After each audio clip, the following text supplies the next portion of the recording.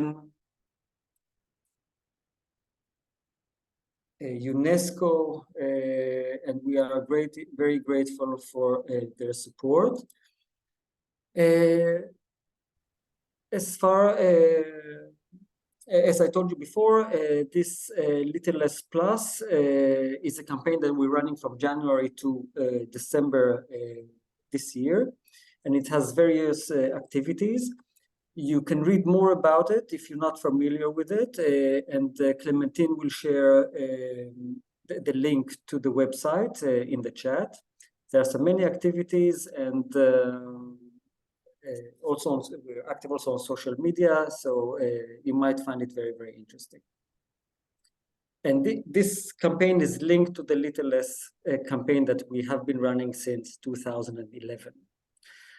Now, the webinar timetable, here I've been talking for 5 minutes now, welcome and general information.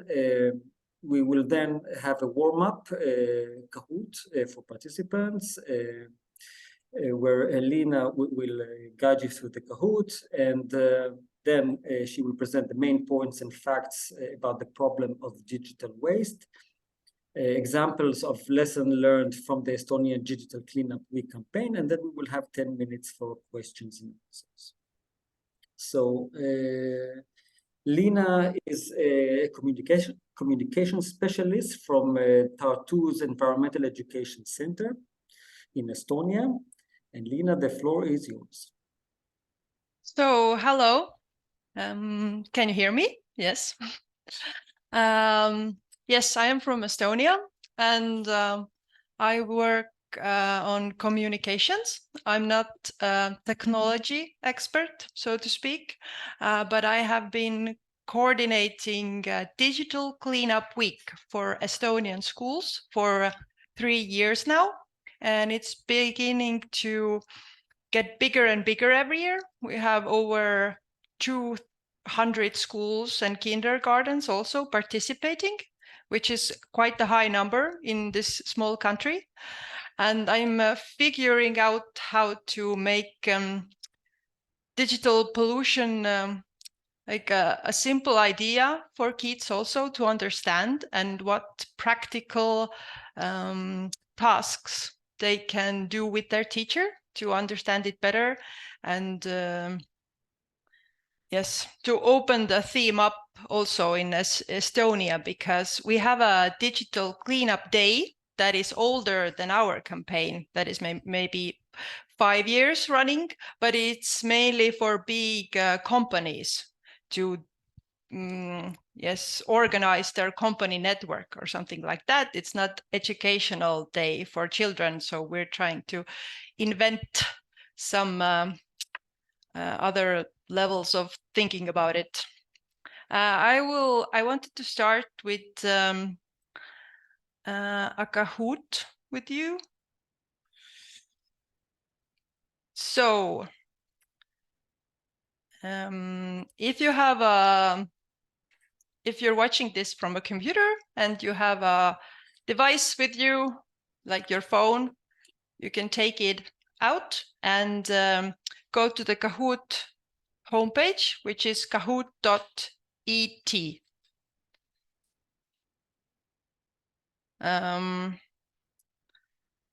It's also written on my slides, but my slides at the moment seem to be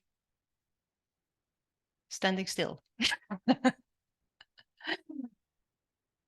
But I think most of you have used Kahoot before, I hope. So, and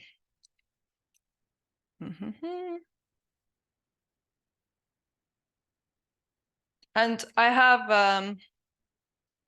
can you see now the Kahoot page? Yes. Yes. Very good. So if you want to play with your phone, then go to kahoot.it and insert the number. But if you don't want to play on your device, you can play in your head or also on a corner of paper. I only have 5 questions. So the questions are the same that our students were answering during the campaign. Some are quite simple, some are funny, some are maybe more complicated. And I just wanted to energize your brain cells for the seminar. Yeah.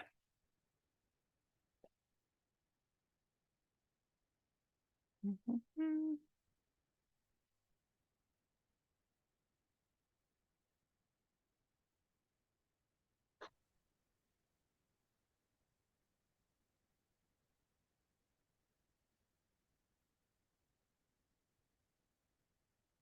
Right.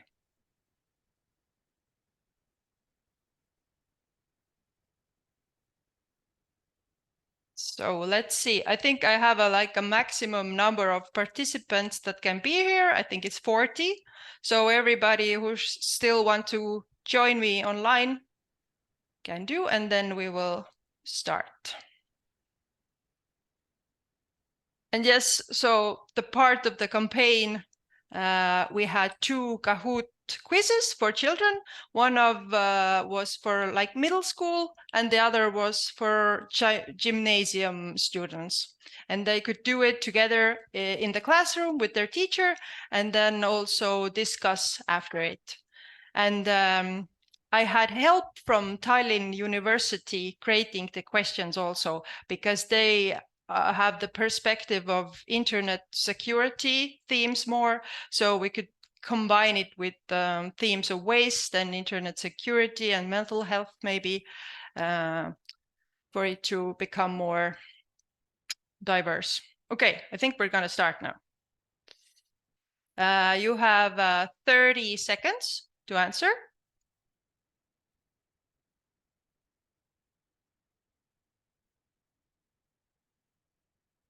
So, which of these would help you to keep your digital footprint under control? Not owning a social media account, only streaming movies online, no downloading them, using antivirus programs on your computer, or never showing your face or any of the photos online.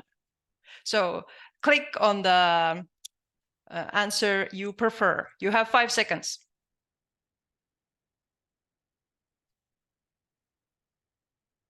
So, and the correct one was not owning a social media account, which is kind of hard to do, but everything that goes inside the web, it's hard to, so to speak, take it out or control it.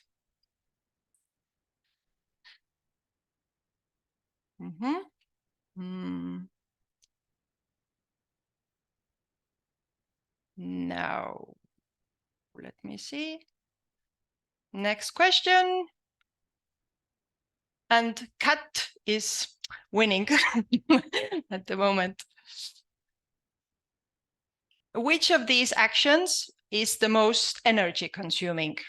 Sending 5 emails with attachments, uploading 5 photos to Instagram, messaging with your friend for 50 minutes, or watching a 50-minute video with normal quality. So click on the answer you think would be the most energy consuming.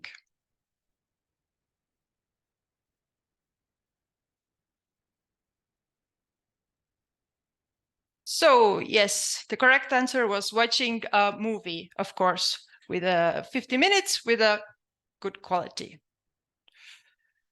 And cat is still on the lead.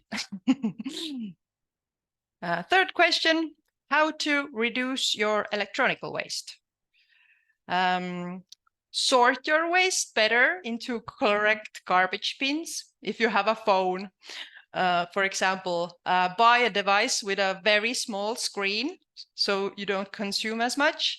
Use one device longer, or only buy second-hand devices.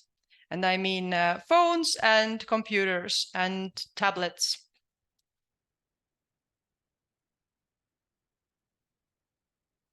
And the correct one is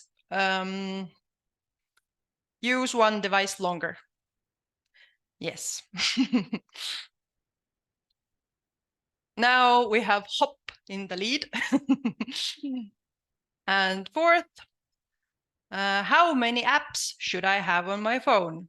As many as possible, as few as possible, maximum of 20, and as many as my friends have, because friends know better. So click on the correct answer you're thinking of.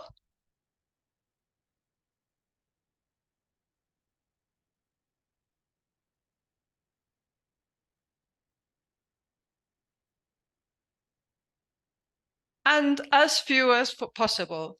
And I think there's a lot of people who guessed the right answer. And as much as you need also, you only have necessary apps on your phone. And the last question, that is a bit longer.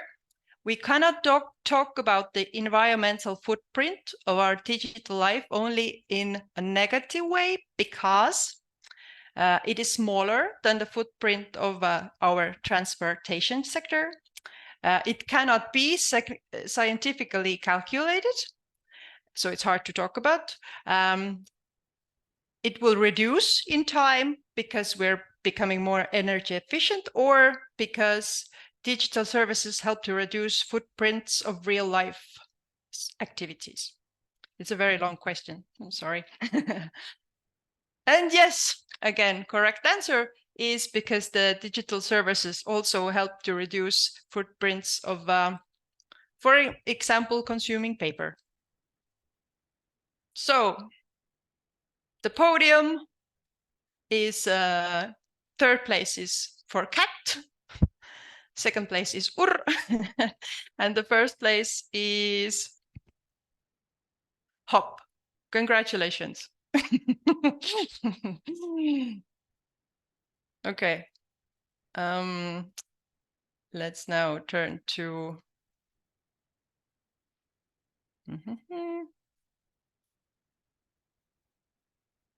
okay. Turn to the slides. The slides don't want to work for me. Perhaps I can share my screen. Well, they worked before, but at the moment they're standing still. Let me see.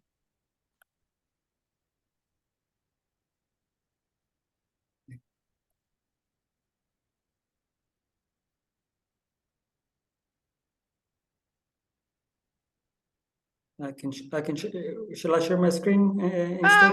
We can try. Okay, then you let me know when to move them.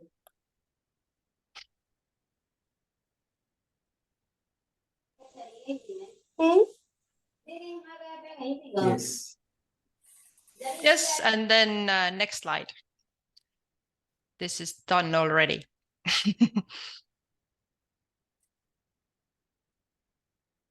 Okay, and you can change the slide. Yeah, I'm trying. Ah, you're trying to. Yeah, it doesn't react for some reason. Let me see. Yeah. Because it goes all the time to this Kahoot thing.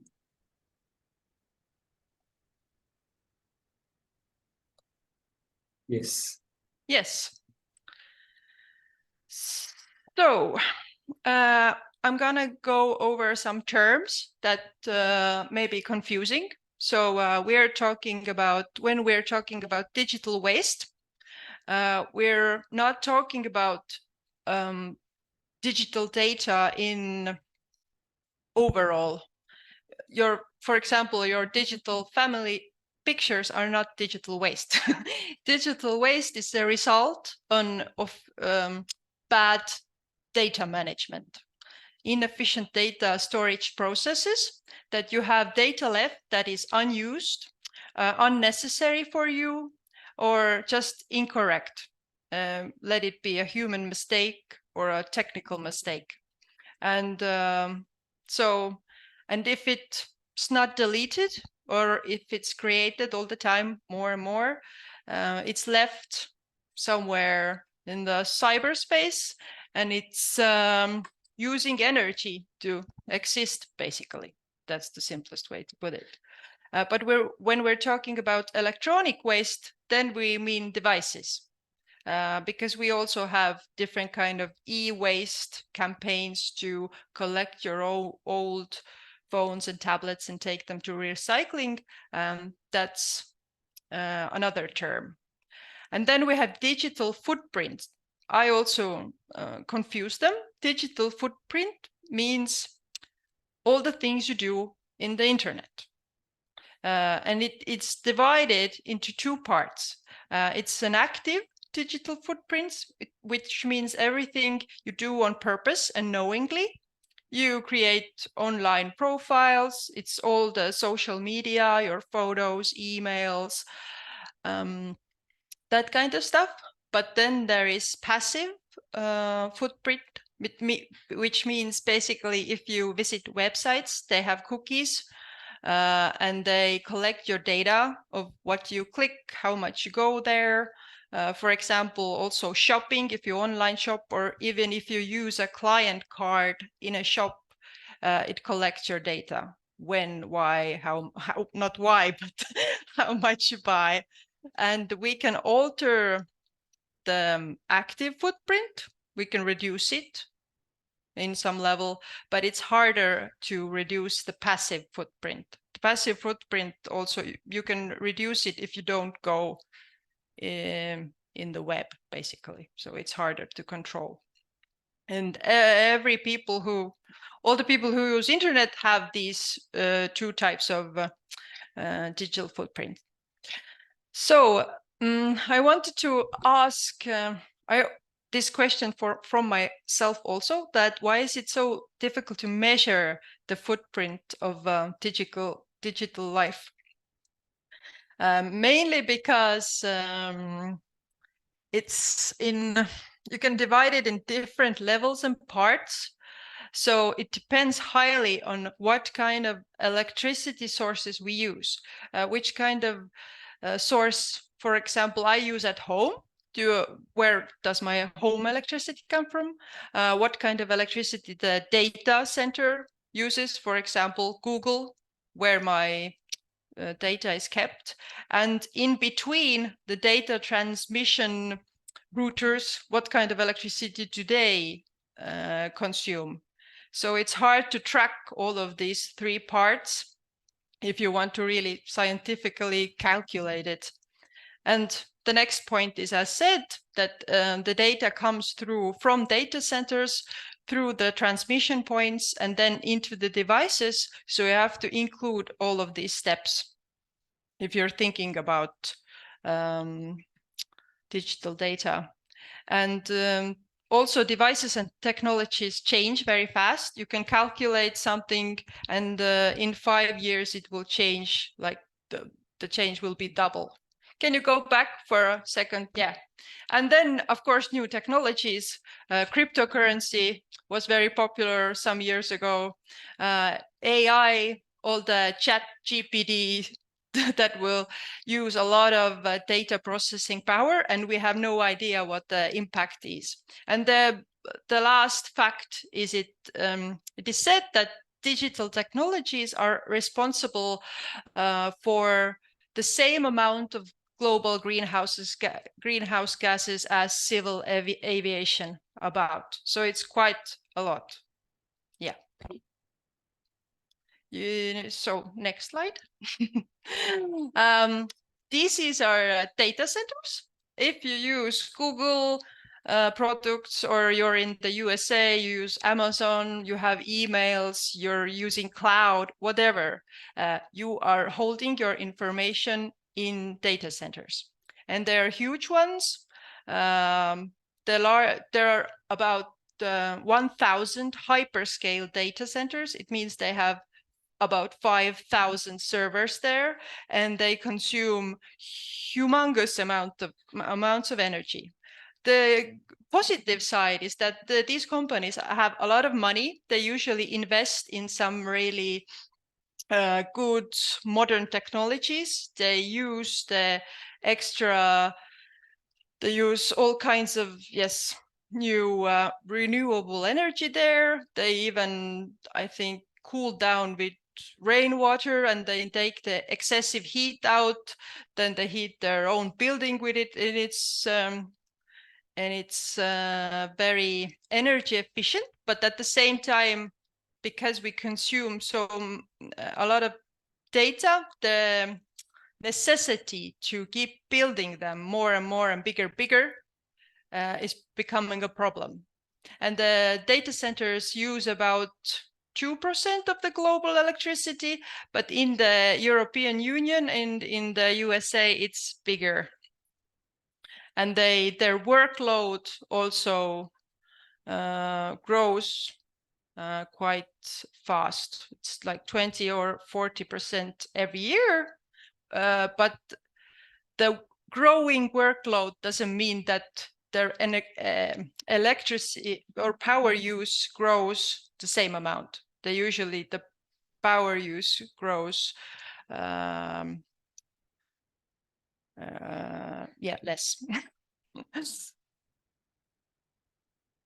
And I wanted to, it is very hard to talk about, also for students and myself, to talk about how our everyday behavior and our consuming needs like energy.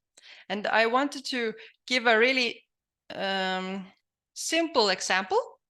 If you listen to music, I am maybe not so old, but I used to have CDs. And when I have a CD in my hand, I can understand how it's created and where it come from. It's a piece of plastic.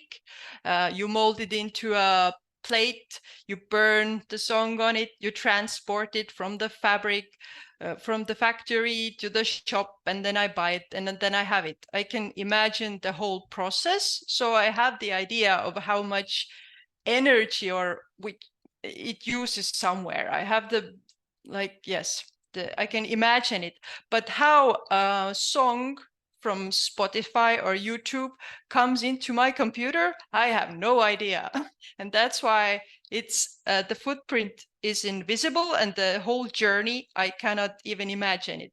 So Despacito is a very famous song, and it was in the headlines of very big newspapers like BBC, CNN, that when it hit 7 billion streams in YouTube,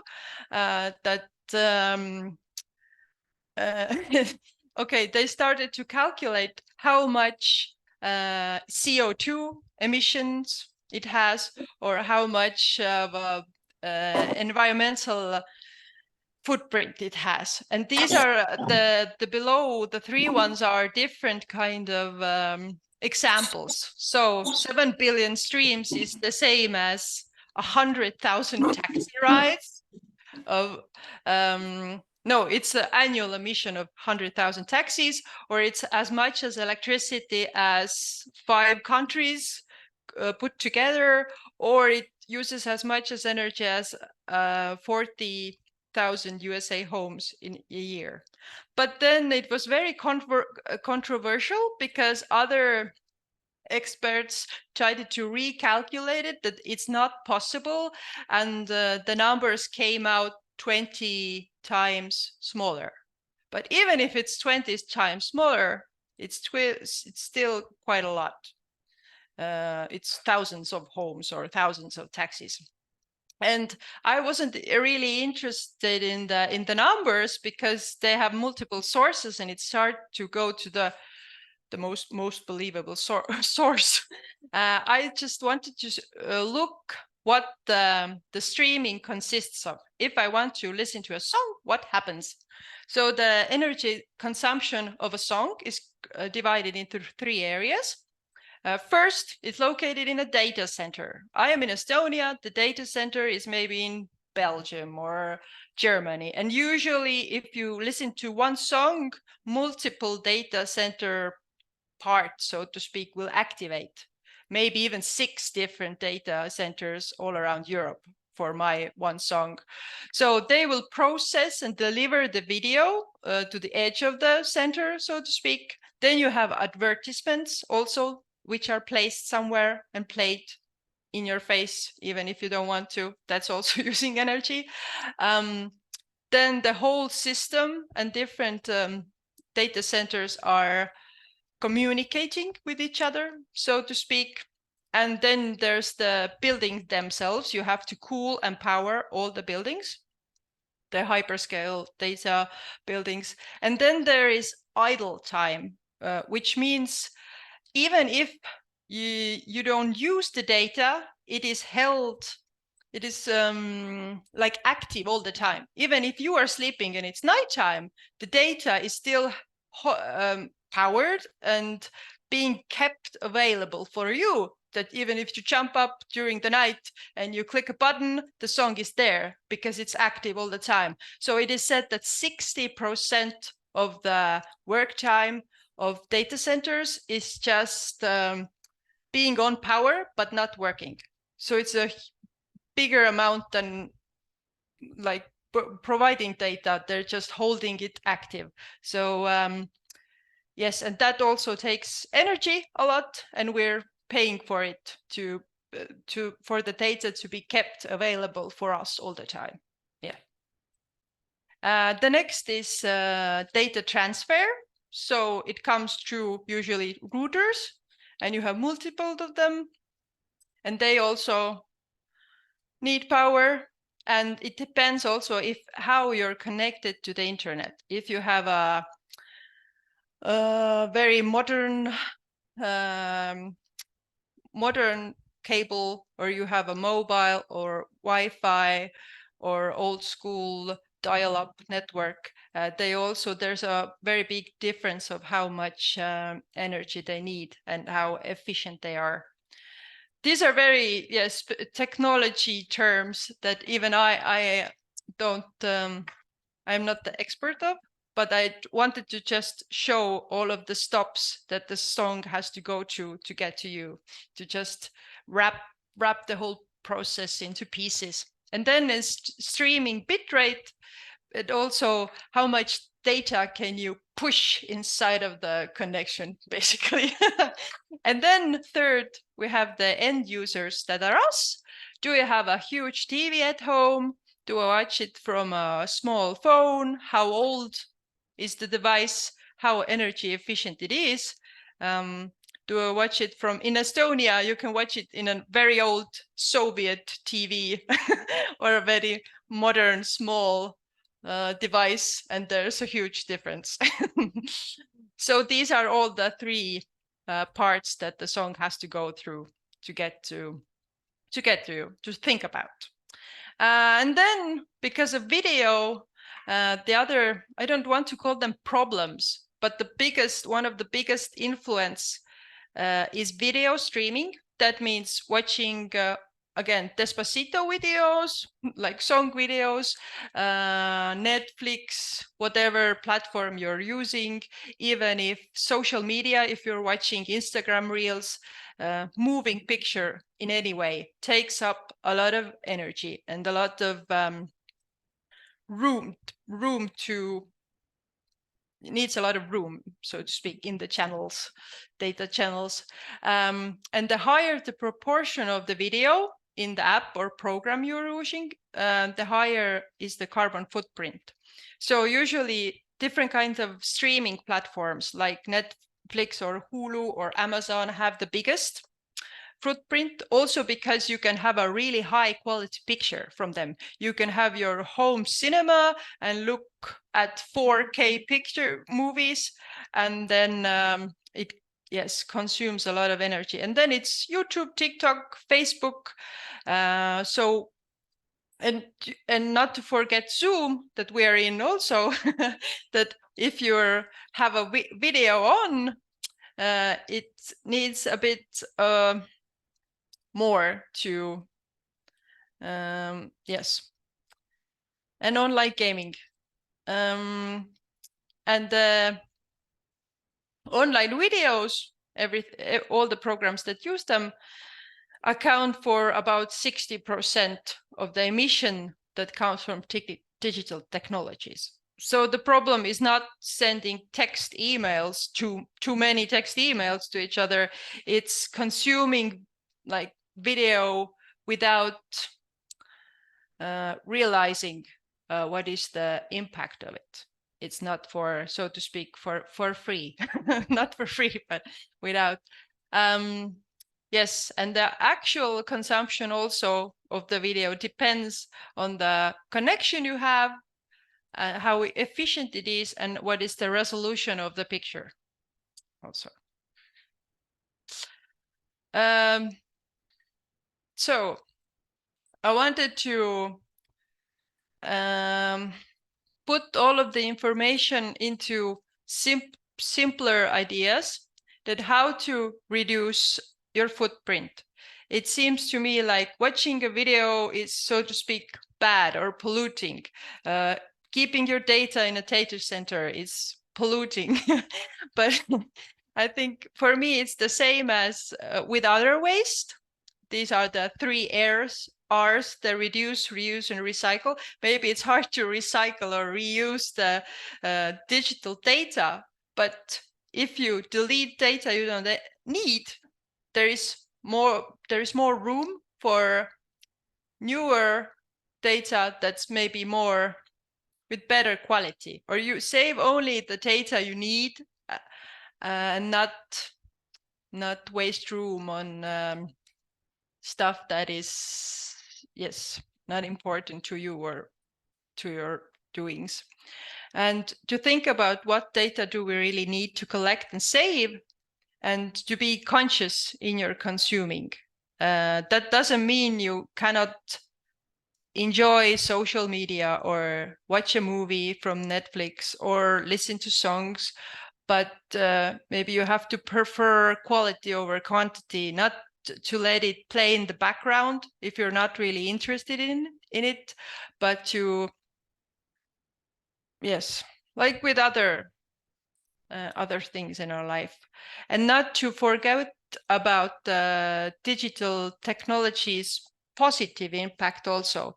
I was just thinking about it, that during our campaign, I have had multiple times when I finish the campaign and I read the feedback. We have like a feedback Google docs that they can write, what did they do during the week, how did they go, and I was so surprised that in the first and second year, teachers wrote back that, oh, I didn't know it is so polluting to have all these things, that I will delete all my emails.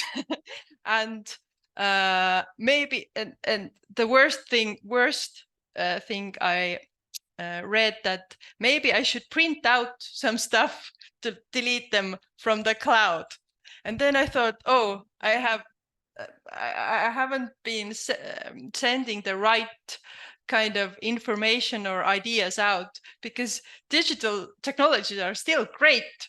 We save big amounts of our time. I don't have to travel to Denmark to make this seminar. I don't have to print out lots of paper. I have digital documents.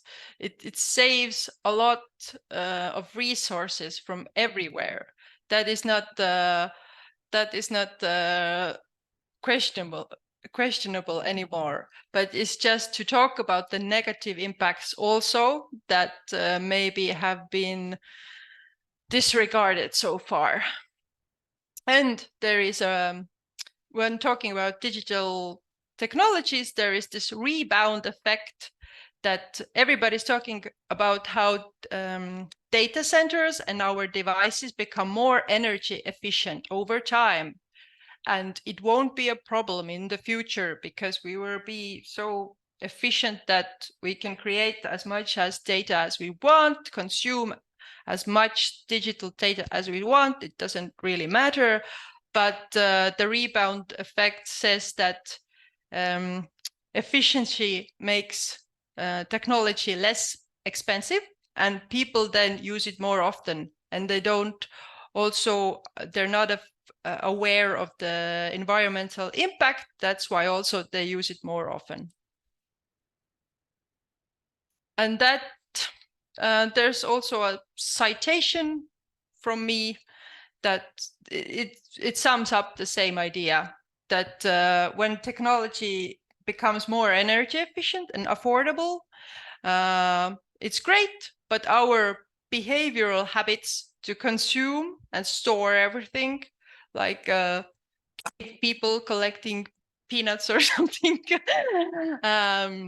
we still have these instincts, and more to collect more data with better quality and not to control our everyday habits, then it will cancel out the efficiency in the future. Yeah. So, and now I'm gonna talk about the campaign itself, more to the point. Oh, yes, now I will show you where I'm from, if you didn't know already. Estonia is a very small country in Europe, Northern Europe, and we have about 1.3 million people. Yes. And these are, the numbers are from spring. So now at the moment we have 213 organizations. We have kindergartens, schools, and hobby schools. And it's growing all the time. And digital cleanup campaign was to aim different subjects. Of course, energy and waste, but also what is not written here, and what is also a very important theme is mental health, because in the last campaign I also started to put in more like internet-free day or internet-free afternoon, and to look at your screen time, also to map out your screen time, to look at what apps you are using for students, because digital waste is connected to the time you are consuming the digital data. If you're not in your device, basically you are not creating digital data or digital waste. Well, if you're not shopping at the same time or something. So taking a digital break also equals taking a break from creating waste, basically. And they're the same sides of the same coin. And it's very important to talk about the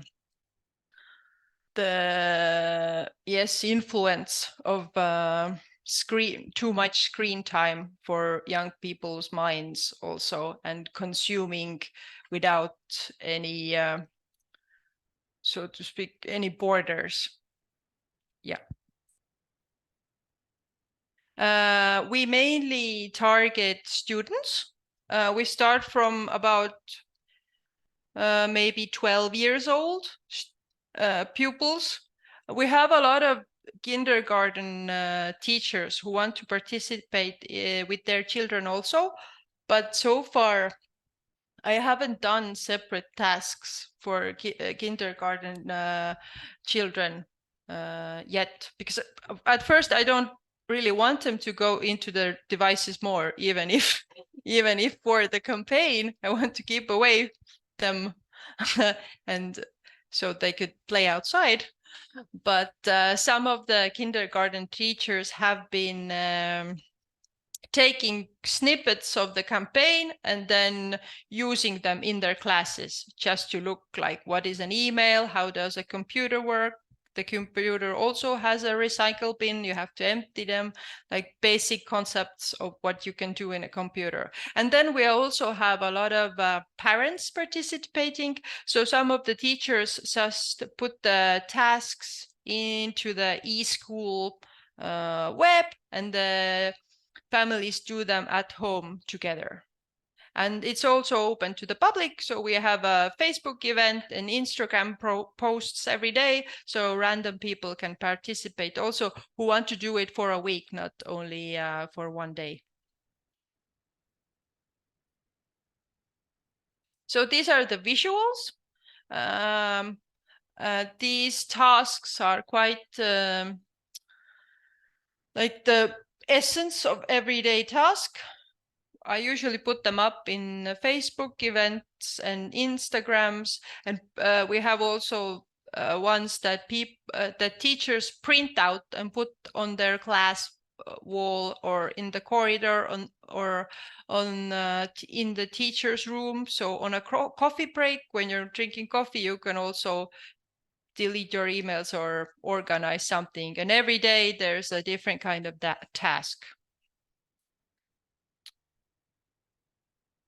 Yeah, and I wrote out the themes.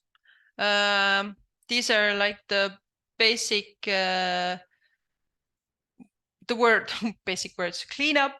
So I have first day, I usually have email cleanup. The point is not to just randomly start deleting your emails, but to analyze what comes into your mailbox and why, and do you need it? So I usually let them, I have a longer text I give to the teachers also that has pointers of what to talk about with students, and to look at if you have newsletters or advertising letters or some mail lists coming in, to unsubscribe from them and to look what you really read and what you never open. And then also maybe open your trash bin and see that you have a bunch of emails you never read, but you delete them at the moment they arrived. So you really don't need them and you can unsubscribe from them. And how to use, with children also, how to use filters in the emails to look for old mail with big attachments if you have videos or photos, and to also delete them. But yeah, the point is not to just delete, but to map out what kind of habits you have working in your work or in your school. Yes, and how do you how well is it organized and what you need to do better. So the second day is cloud cleanup. We map out all of the different platforms you use. If you're usually, a lot of young people are also mainly, most of them use, in Estonia, they use Google Drive, even, I don't know, 12-year-olds. So they use one or two platforms, or maybe Google Photos or Flickr they used to. And then they map them out and check if there's old data there that they don't really use. That is also, the point is not to maybe go and delete everything, but to just, again, analyze your habits. Then do you know where your information is, and do you remember which stuff you have shared with whom? It's a matter of security also. And third day is drawer cleanup or cupboard cleanup. That is the e-waste theme in it, to look for your old digital devices if they're unused, broken, and take them to recycling, just to do something physical also during the week.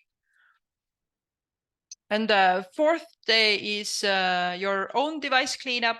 So photos, videos, and documents that are on your hard drive in your computer don't consume as much as energy as they're in a cloud, because the data centers and the cloud, they make like multiple copies of the files to keep them secure, and they keep them available all the time. That's why they need more energy than just being on your hard drive. But that is also the task is to analyze your habits, where to keep your stuff in the download or desktop folder or your phone photos, and to start to maybe organize them or think about how to change your habits. And you also maybe get a more mental clarity if your things are better organized. Yeah, and the 5th day is a security theme. So we usually let the kids look at the applications they have downloaded in their phones and look at what permissions they have given to all of the applications, and is it necessary, and to maybe discuss about it, that if I want to play a game, does it need my location, does it need my pictures, does it need my contacts, and to discuss about it in a class, and also to look at screen locks different. We have some suggestions that use a biometrical screen lock if you want to be really secure, or what is a good password, how to create a good password that you have to change it. Just it depends on how old your students are and what kind of devices they use. And the 6th and the 7th day is usually summarize day and I call it mind cleanup. Then I give advice to take a screen-free day, because a digital break is also a waste creating break, so to speak. We also always have this, we recommend doing another campaign. We have this winter bird watching weekend every year at the same time. So I usually say that take a digital break and go and do bird watching. And it's very difficult for children to do it. In my feedback, I usually get the same sentence everywhere, that it was the most hard task during the week, and it's like a competition to delete all of the digital waste, so children enjoy it, but the screen-free day is very difficult. So they usually take maybe a social media free half a day or something. That's the best they can do, and I was surprised. And then at the end of the day, it's also for the teacher to summarize the week. I usually ask them how many tasks they did, what were the main themes they analyzed, did they do it at home as home assignments, or did they do something at school also, and one habit that they will take with them to the next year, so to speak. These are also like the same Kahoot examples of Kahoot questions we did. We also advise the teachers that if they don't want to do it in Kahoot, they can do it as a moving game. So the students stand in one line and the teacher selects 2 answers. One is correct, one is not. And then if you step to the right, it's the version B. If you step to the left, it's the other answer. And then she can tell which one was correct, and they can play it as some kind of moving game, not be in their devices. And we have I think have had not trouble, but not enough resources to really make multiple videos. The teachers also were dreaming about instructional videos, how to delete your emails, how to deal with these cloud platforms. So to speak, that you look at a 20-second video instead of reading the task as a text. But we managed to do a couple of short videos with our local telecommunications company, because they had their digital cleanup day also. So it's also always good to connect with some other local companies or other local educational institutes who deal with the same subject, and link their information. Also, the cartoon is done by Tallinn University students, and the students were really happy we could use it in our campaign and link it, and the teachers used it in their classes also. So we were really lucky with that.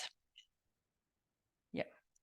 And the results is last year from the feedback, 180 schools gave feedback.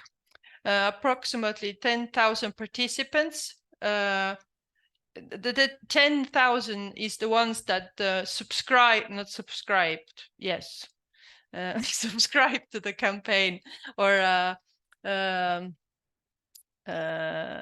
yes, were active parts, but I think it was maybe double or triple times of participants really through social media campaign also. And we also give out awards. The award is usually educational. They can go to museums. We organized a visit to a big mobile device refurbishing factory in Tartu, for example. So they take old Apple phones and refurbish them into like new working ones, for example. And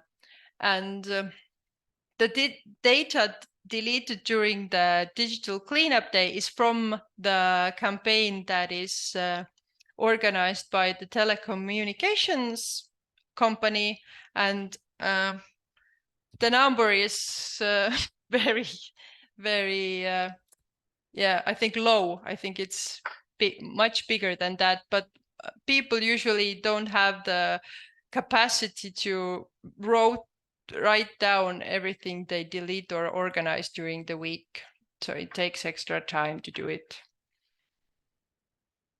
Yes, and this is some of the feedback, nice, so to speak, sentences that I took from the Google Forms. Many of the schools and kindergartens organize and delete a lot of materials, thousands of photos and emails, and I like that was during the coronavirus, that in the kindergartens the parents were not allowed to come inside the building. They were waiting outside by the door, and they printed out all the daily tasks and taped them to the wall. And so the parents were all standing with their phones outside and then cleaning their email inboxes after their work. Or some other clever ideas of how to engage parents, make it maybe a competition, or to use your free time where you're, I don't know, on a bus or something, and you can use the time to organize your digital life. Yeah. And this is my overall impression of it, that the adults, it means teachers and school workers and also parents, enjoyed the practical cleaning tips, or how to filter, how to search for something, and they were really happy they got more free space so they don't have to buy extra Google Drive space. So it's a practical result. But the students, some of the students said that it's too much for them besides schoolwork, that they don't have time to clean for an hour besides the schoolwork for a week.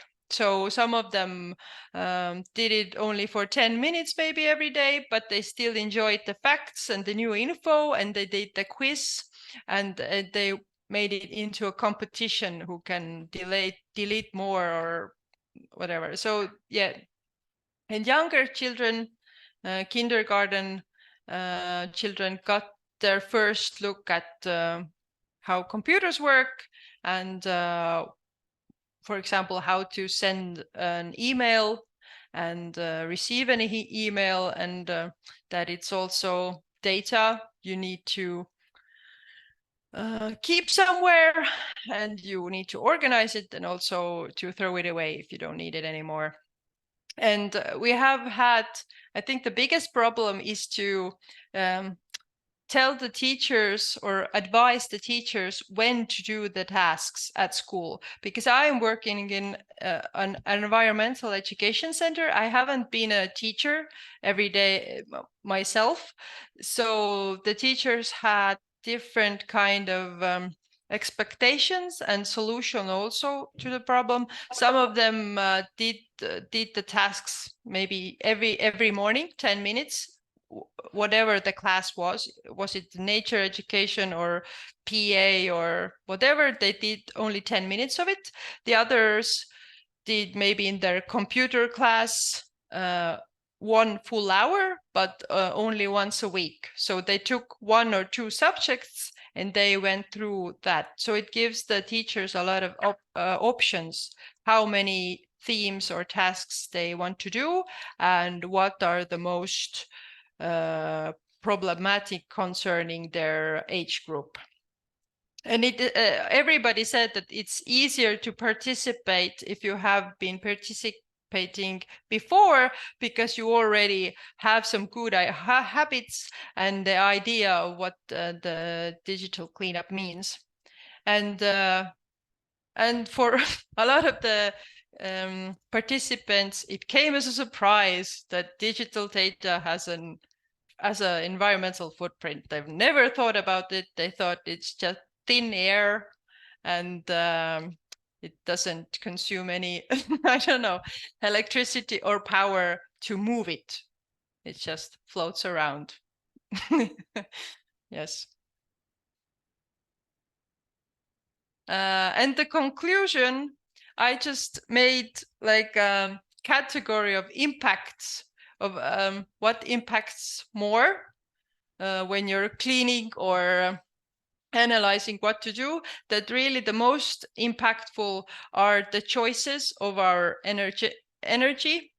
Where does my home? I can't change where the data center energy comes from, but I can change where my home electricity comes from and which sources, renewables or not. And that my devices, I use my devices for a long time. I take care of them and I use energy efficient devices. But also our leisure activities, everything we do on our free time, that how much video and gaming and social media, moving picture I am consuming on my free time, to prefer quality over quantity. And then there are documents and photos in clouds, emails, and the least impactful ones are really the stuff on your own hard drive. But if your hard drives becomes full, it will start to get slower and your computer or mobile has to work harder and it will start to lag and overheat. So eventually it will also become a problem, but it's not. So in that way, our campaign maybe deals with the least impactful. It sounds bad. Our campaign deals with the least impactful ways to reduce the footprint of digital data, but at the same time, it gives the children a way to analyze their everyday behavior and notice their patterns of consuming in a digital world. And it's easier to maybe start from the roots and start changing that than to start to change your where your electricity comes from to your house or some other aspects. So the campaign is reversed for me. I was trying to explain it for myself. and I also maybe in next year's campaign, I would like to also take maybe some more themes from the AI and other modern technologies coming in, that and to talk about them also, and to think of new ways to make it more exciting to students who have been cleaning for 3 years now. Yes, and I think that is the last slide also. Oh, it's 4 o'clock already. Yes, thank you, Liina, for a very, very interesting presentation. I actually see a challenge, a common challenge between what we try to do with the Littlest campaign and your project.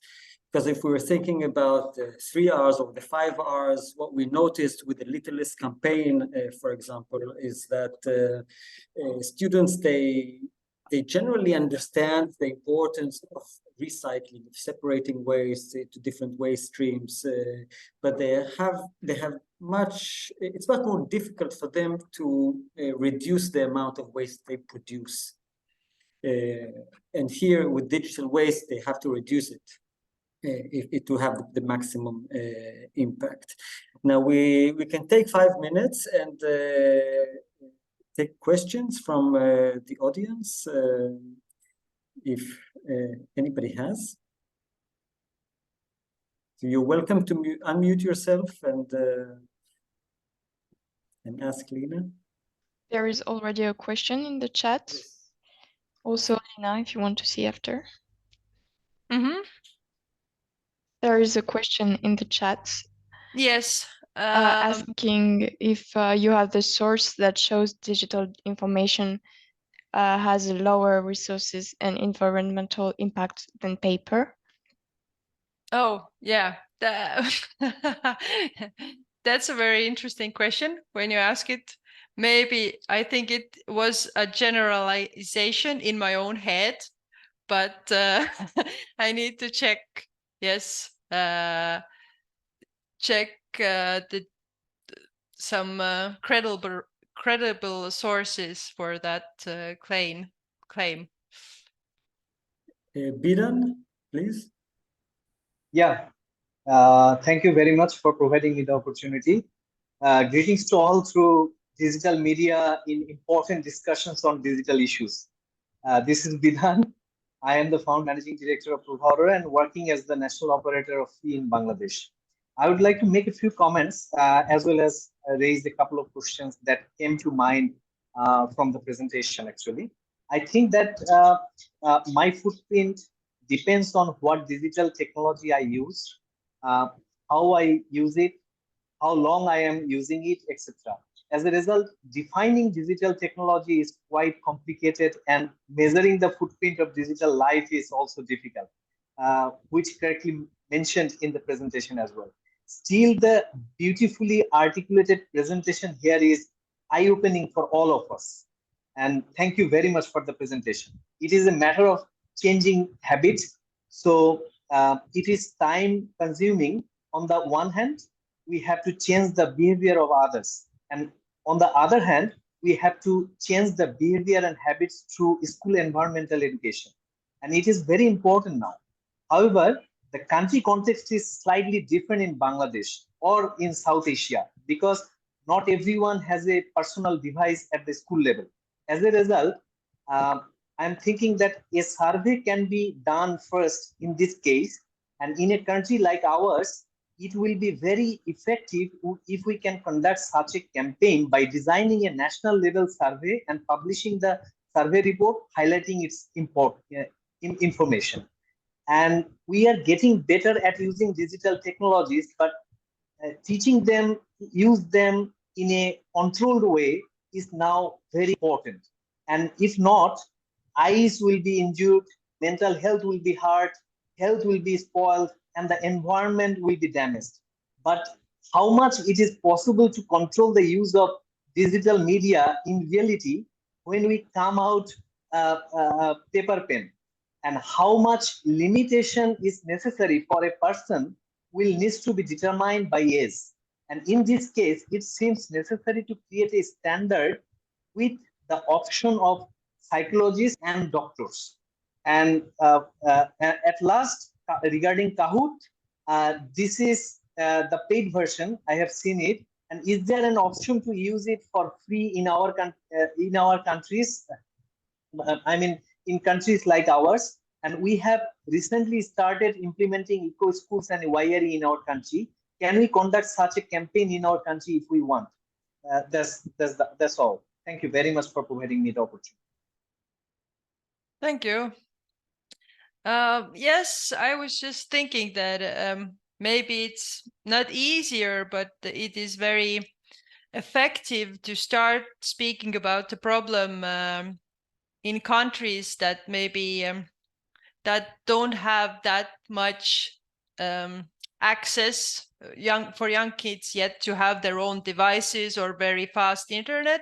But when you start talking about them and analyze the themes when they're young already, they grow up with it. But here you have to, people have been using the internet for, I don't know, 20 years. They have their own, not grown-up people, they have their own habits already. And to start talking about changing the habits and consuming less, it's harder maybe compared to doing it with 10-year-olds who just start to open up to the world, the digital world, and they get the idea maybe not faster, but it's combined into the process already.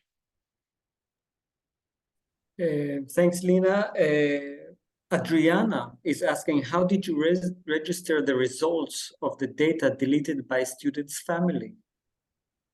I just asked them to manually, basically, to write it down if they want to track their because I don't have a big database to use. So I said that if you want to see how much of an impact you have, write down, for example, if you're organizing your emails, how much you have before, how many gigabytes, and what is the end result.